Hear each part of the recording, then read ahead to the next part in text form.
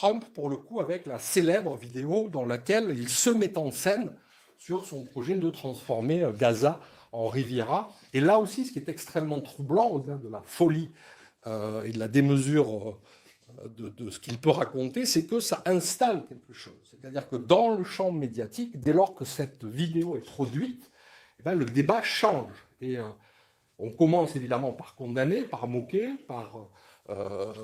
par l'accabler, ce brave homme. Et puis très vite, on s'aperçoit que finalement, puisque les images existent, puisque le scénario, puisque le script est établi, ce qui était un impensable devient quelque chose de probable, de possible, de pourquoi pas, et de si on en discutait, et si, et si, et si.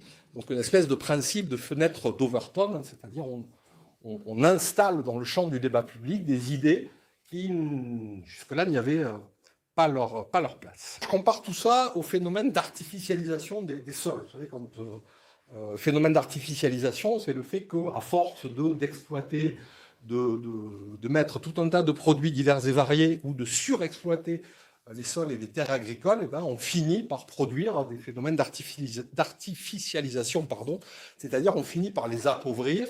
Ces sols, ils finissent par perdre leur capacité à produire des récoltes en nombre suffisant. Ben, c'est exactement la même chose qui est en train de se passer, si on regarde le côté à moitié vide du verre, à l'échelle non seulement de nos représentations, de nos imaginaires, mais aussi des discours qu'on peut tenir sur tout un tas de sujets dans la société aujourd'hui.